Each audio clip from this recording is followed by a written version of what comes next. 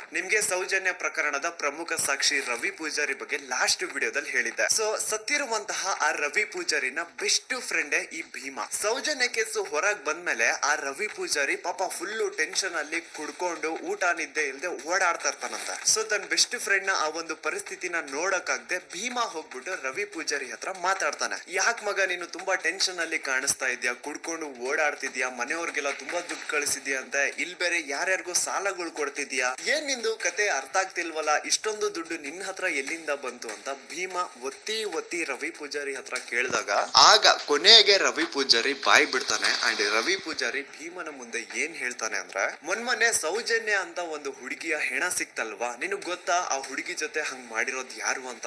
ಭೀಮಾ ಇಲ್ಲ ನನಗ್ ಗೊತ್ತಿಲ್ಲ ಅಂದಾಗ ಅದಕ್ ರವಿ ಪೂಜಾರಿ ಹೇಳ್ತಾನೆ, ಆ ಹುಡುಗಿ ಸೌಜನ್ಯ ಜೊತೆ ಆತರ ಮಾಡಿದ್ದು ಬೇರೆ ಯಾರು ಅಲ್ಲ, ಚಿಕ್ಕ ದಣಿಗಳ ಹರ್ಷೇಂದ್ರ ಕುಮಾರ್ ಅಂಡ್ ಆ ಹುಡುಗಿನ ಸಾಯಿಸಿ ಅವಳ ದೇಹನ ಎಲ್ಲಾದ್ರೂ ಬಿಸಾಡ್ರಿ ಅಂತ ಚಿಕ್ಕ ದಣಿಗಳು ಹೇಳಿದ್ರು. ಈ ವಿಷಯ ನಾನ್ ಎಲ್ಲೂ ಹೊರಗಡೆ ಬಿಟ್ಕೊಡ್ಬಾರ್ದು ಅಂತ ದಣಿಗಳು ನನಗೆ 25,000 ದುಡ್ಡು ಸಹ ಕೊಟ್ರು ಅಂತ ರವಿ ಪೂಜಾರಿ ಭೀಮನ ಮುಂದೆ ಹೇಳಿದಾನೆ. ಭೀಮಗೆ ಇದೆಲ್ಲ ಎಕ್ಸ್ಪೆಕ್ಟೆಡ್ ಇತ್ತು. ಸೊ ಅವನ್ಗೆ ರಿಯಲ್ ನೇಮ್ಸ್ ನ ಕೇಳಿದಾಗ ಅಂತ ಶಾಕ್ ಏನೂ ಆಗಿಲ್ಲ. ಭೀಮಗೆ ಈ ವಿಷಯ ಯಾಕೆ ಶಾಕಿಂಗ್ ಅನ್ಸಲ್ಲ ಅಂದ್ರೆ, ಇಷ್ಟು ವರ್ಷಗಳ ಕಾಲ ಅವನೇನು ಅಕ್ರಮವಾಗಿ ಹೆಣಗಳನ್ನ ಹೂತಾಕಿ ಬರ್ತಾ ಇದ್ದಾನೋ ಅದೆಲ್ಲ ದಣಿಗಳು ಮಾಡಿಟ್ಟಿರುವಂತಹ ಕರ್ಮಕಾಂಡಗಳು ಅಂತ ಅವನು ಚೆನ್ನಾಗಿ ಗೊತ್ತಿದೆ. ಸೊ ಹಾಗಾಗಿ ಈಗ ರವಿ ಪೂಜಾರಿ ರಿಯಲ್ ನೇಮ್ಸ್ ನ ಹೇಳಿದ್ರು ಸಹ ಭೀಮಾಗೆ ಏನ್ ಶಾಕಿಂಗ್ ಅನ್ಸಿಲ್ಲ ಅದು. ಬಟ್ ಶಾಕಿಂಗ್ ಅನ್ಸಿದ್ ಏನು ಅಂದ್ರೆ, ಭೀಮಾ ಹಾಗೂ ರವಿ ಪೂಜಾರಿ ನಡುವೆ ಈ ಒಂದು ಮಾತುಕತೆ ಆಗಿದ್ದು ಸ್ವಲ್ಪ ದಿನ ಆದ್ಮೇಲೆ ರವಿ ಪೂಜಾರಿ ಮಿಸ್ಟೀರಿಯಸ್ ಆಗಿ ಸತ್ ಹೋಗ್ತಾನೆ. ಆ ರವಿ ಪೂಜಾರಿ ಮಾಡ್ಕೊಂಡು ಸತ್ತೋದ ಅಂತ ಪೊಲೀಸ್ ಅವ್ರು ಹೇಳ್ತಾರೆ.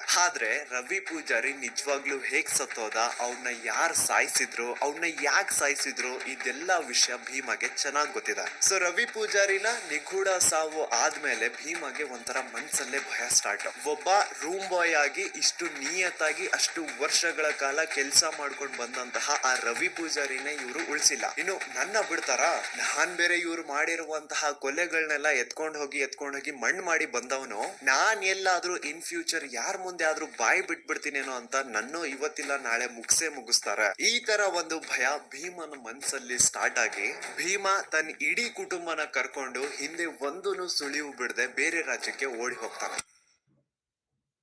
ಈಗ ಸೌಜನ್ಯ ಪ್ರಕರಣದಲ್ಲಿ ಆಗ್ತಿರುವಂತಹ ಬೆಳವಣಿಗೆಗಳು ನೋಡಿ ಮಹೇಶ್ ಶೆಟ್ಟಿ, ತಿಮ್ರೋಡಿ ಅವರು, Girish sir, Jayanth sir and ಊರಿನ ಜನ ಎಲ್ಲ ದಣಿಗಳ ವಿರುದ್ಧ ನಿಂತಿರೋದ್ ನೋಡಿ ಈಗ ಈ ಭೀಮಾಗೆ ಧೈರ್ಯ ಬಂದು ಇವನು ಸಾಕ್ಷಿ ಹೇಳಲಿಕ್ಕೆ ಮುಂದೆ ಬಂದಿದ್ದಾನೆ. But he and his family needs safety and security. ಸಾಕ್ಷಿ ಸಂರಕ್ಷಣಾ ಕಾಯ್ದೆ ಅಡಿಯಲ್ಲಿ ಇದನ್ಗೇನಾದ್ರೂ ಸಂರಕ್ಷಣೆ ಸಿಕ್ಕರೆ ಈತ ಪ್ರತಿ ಒಂದು ವಿಷಯನ ಕೋರ್ಟ್ ಮುಂದೆ ಹೇಳಲಿಕ್ಕೆ ರೆಡಿ ಇದ್ದಾನೆ. ರೀಸೆಂಟ್ಲಿ ಭೀಮಾ ಯಾರಿಗೂ ಗೊತ್ತಾಗದಿರೋ ರೀತಿ ಧರ್ಮಸ್ಥಳ ಗ್ರಾಮಕ್ಕೆ ವಾಪಸ್ ಹೋಗಿ ಕೊನೆಯದಾಗಿ ಅಕ್ರಮವಾಗಿ ಮಣ್ಣು ಮಾಡಿ ಮುಚ್ಚಾಕಿರುವಂತಹ ದೇಹನ ಹೊರಗ್ ತೆಗೆದು ಆ ಒಂದು ಅಸ್ಥಿ ಪಂಜರಗಳನ್ನ ತಂದು ತನ್ನ ಜೊತೆಗೆ ಇಟ್ಕೊಂಡಿದ್ದಾನೆ. ಅಂಡ್ ಈಗ ಆ ಒಂದು ಅಸ್ಥಿ ಪಂಜರನ ಪೊಲೀಸ್ ಸ್ಟೇಷನ್ ಗೆ ಸಬ್ಮಿಟ್ ಮಾಡಿ ತಾನು ಕೂಡ ಸರೆಂಡರ್ ಆಗಿರ್ತಾನೆ. ಅಂಡ್ ಈ ವ್ಯಕ್ತಿಗೆ ಈಗೇನಾದ್ರೂ ಸಾಕ್ಷಿ ಸಂರಕ್ಷಣಾ ಕಾಯ್ದೆ ಅಡಿಯಲ್ಲಿ ಸಂರಕ್ಷಣೆ ಸಿಕ್ಕರೆ ಆ 23 ವರ್ಷಗಳ ಕಾಲ ತಾನೇನು ಧರ್ಮಸ್ಥಳದ ಸುತ್ತಮುತ್ತ ಪ್ರದೇಶದಲ್ಲಿ ಅಕ್ರಮವಾಗಿ ಹೂತಾಕಿರುವಂತಹ ಹೆಣಗಳಿದಾವೋ ಅದನ್ನೆಲ್ಲ ಹೊರಗ್ ತೆಗೆಯೋದಕ್ಕೆ ರೆಡಿ ಇದ್ದಾನೆ. ಇನ್ ಕೇಸ್ ಹೀಗೆ ಆಯ್ತು ಅನ್ಕೊಳ್ಳಿ, ರಾಶಿ ಅಸ್ಥಿ ಪಂಜರಗಳು ಹೊರಗ್ ಬೀಳ್ತಾವೆ.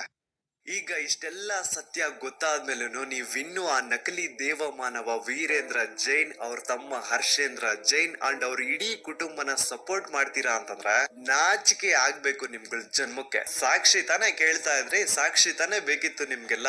ಈಗ ಒಂದು ಜೀವಂತ ಸಾಕ್ಷಿ ಮುಂದೆ ಇದೆ, ಈಗ ನ್ಯಾಯ ಇಸ್ಕೊಡಿ. ಹೆಚ್ಚು ಕಡಿಮೆ 1,000 ಜನ ದಿಕ್ಕಿಲ್ಲ ದೆಸೆ ಇಲ್ಲ, ಅವ್ರ ಮನೆಯವ್ರಿಗೆ ಅವ್ರು ಸತ್ತಿದ್ದಾರೆ ಅನ್ನುವಂತಹ ವಿಷಯನೂ ಗೊತ್ತಿಲ್ಲ, ಹಂಗ ಮಾಡಿ ಅವ್ರನ್ನ ಮುಚ್ಚಾಕಿದಾರ. ಇಷ್ಟು ಕೇಳಿದ್ಮೇಲೆ ನಿಮ್ ರಕ್ತ ಕುದಿತಿಲ್ಲ ಅಂತಂದ್ರೆ ಏನ್ ಹೇಳ್ಬೇಕಿನ್ನ. ನಮ್ ದೂತ ಸಭೆಯ ಪ್ರಜೆಗಳಿಗೆ ಅಂಡ್ ಯಾರೆಲ್ಲ ಕರ್ನಾಟಕದ ಮೂಲೆಯಿಂದ ಈ ಒಂದು ವಿಡಿಯೋನ ನೋಡ್ತಾ ಇದ್ರು ನಿಮ್ಮಲ್ಲೆಲ್ಲ ಕೇಳ್ಕೊತಾ ಇದೀನಿ, ನೀವು ಜಸ್ಟ್ ವಾಟ್ಸ್ಆಪ್ ಸ್ಟೇಟಸ್ ಹಾಕಿದ್ರೆ, ಇನ್ಸ್ಟಾದಲ್ಲಿ ಸ್ಟೋರಿ ಹಾಕಿದ್ರೆ ಸಾಲಲ್ಲ. ಈ ಸತಿ ಬೀದಿಗಿಳಿದು ಪ್ರತಿಭಟನೆ ಮಾಡ್ಲೇಬೇಕು. ಈ ಅನ್ಯಾಯದ ವಿರುದ್ಧ ಪ್ರತಿ ಒಬ್ರು ಧ್ವನಿ ಎತ್ತಬೇಕು. ಅಂಡ್ ಈ ಸತಿ ಯಾವನಾದ್ರೂ ಕಚಡ ನನ್ನ ಮಗ ಮಧ್ಯದಲ್ಲಿ ಬಂದು ಹಿಂದೂ ಮುಸ್ಲಿಂ ಅಂತ ಕಡ್ಡಿ ಏನಾದ್ರೂ ಅಲ್ಲಾಡ್ಸಿದ್ರೆ ಆ ನನ್ನ ಮಗನ್ನ ಚಪ್ಲಿಲ್ ಹೊಡಿರಿ. ಇಲ್ಲಿ ಸ್ಕ್ರೀನ್ ಮೇಲೆ ಏನ್ QR ಕೋಡ್ ಕಾಣಿಸ್ತಾ ಇದೆಯೋ ಇದನ್ನ ಸ್ಕ್ಯಾನ್ ಮಾಡಿ ಅಥವಾ ಡಿಸ್ಕ್ರಿಪ್ಷನ್ ಬಾಕ್ಸ್ ಅಲ್ಲಿ ನಾನು ಒಂದು ಲಿಂಕ್ ಕೊಟ್ಟಿರ್ತೀನಿ, ಆ ಒಂದು ಲಿಂಕ್ ಮೇಲೆ ಕ್ಲಿಕ್ ಮಾಡಿ ನಿಮ್ ಮುಂದೆ ಒಂದು ಫಾರ್ಮ್ ಓಪನ್ ಆಗುತ್ತಾ. ನೀವು ನಿಜವಾಗ್ಲೂ ಧರ್ಮಸ್ಥಳದಲ್ಲಿ ಆಗಿರುವಂತಹ ಅನ್ಯಾಯದ ವಿರುದ್ಧ ಜಸ್ಟಿಸ್ ನ ಡಿಮ್ಯಾಂಡ್ ಮಾಡ್ತಿದ್ದೀರಾ ಅಂತಂದ್ರೆ ಪ್ಲೀಸ್ ಆ ಒಂದು ಫಾರ್ಮ್ ನ ಫಿಲ್ ಮಾಡಿ. ಅಂಡ್ ಕೇವಲ ನೀವು ಒಂದೇ ಆ ಫಾರ್ಮ್ ನ ಫಿಲ್ ಮಾಡೋದಲ್ಲ,